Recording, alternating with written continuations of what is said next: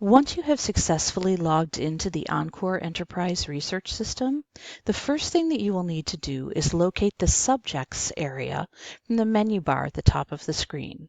From Subjects, select CRA Console. When you select CRA Console, the console will open up in its own window. Notice at present the console is completely blank. In order to fill in the information in the console, we will need to select our protocol from the menu toward the left-hand side of the screen. You'll notice there is a drop-down menu there, and I can click and select from it. I also have the option to be able to enter a keyword, such as the researcher's name, into the keyword search.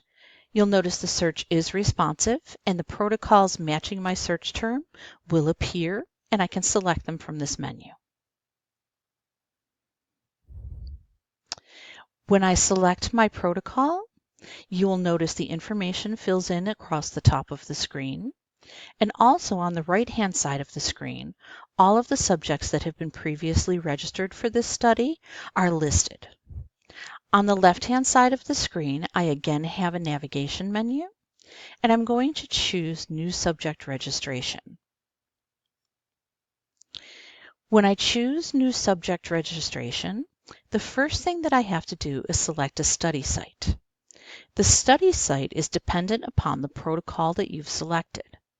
In my particular case, I have Buffalo General Medical Center and UBMD Neurology as options. I'm going to choose Buffalo General Medical Center because that is where the subject that I'm attempting to register will be seen most frequently. In order to eliminate duplication of subject records in the system, before you register a new subject, please use the Find Fields location on the left-hand side of the screen to register your subject. You'll enter your subject's last name, in my case Smith, and then click Find. It will search the system and it will locate any subjects with the last name Smith who have been previously registered within the system. In this particular case, I'm looking for Martha Smith, and I can see that she has not been registered at this point. I can clear my search results using the Clear button, and then I can go over to the center of the screen to begin entering Martha's information. The first thing and the most important thing I will need to do is click the Generate button. The Generate button will generate a subject ID number for this particular individual. This is a random number. It has no meaning other than to identify the patient within the system. Once I have that information in, I need to fill out all of the required fields within this form. You'll see last name is required because it does have an asterisk to the right of it. I'm going to put in Miss Smith's last name and then her first name. Then I'm going to enter her birth date because it is a required field. There is a calendar option here. I can use the drop-down menu to go back a few years. If I'd like to, I can also enter in her birth date manually by entering it in month, month, day, day, year, year, year format. Then I'll select her gender from the drop-down menu and her ethnicity from the ethnicity drop-down. Over on the right-hand side of the screen, you'll notice I also need to select race as a required field. Once I have all of the information entered, I can go and click on the Add button in the lower right-hand corner of the screen to add her to the protocol.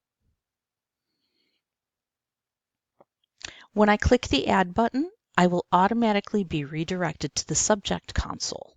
The Subject console contains all of the information regarding Ms. Smith, specifically as an individual assigned to the protocol that I've selected. Notice the first page that we're taken to is the Demographics page. The Demographics page will contain all of the information I used when I registered Ms. Smith as a patient in the system. If I scroll down a little bit more, you will notice there is a spot for contact information. as well as a spot to enter all of her emergency contacts that may be necessary. I'm going to take a brief moment and enter in her address.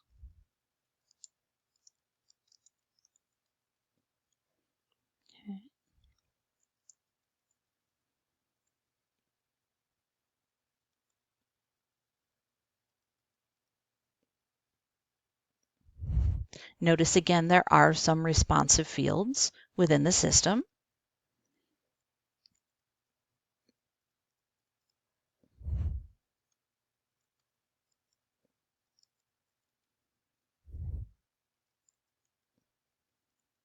And you can enter as much or as little information that you have for this particular patient, being sure to address all of the required fields.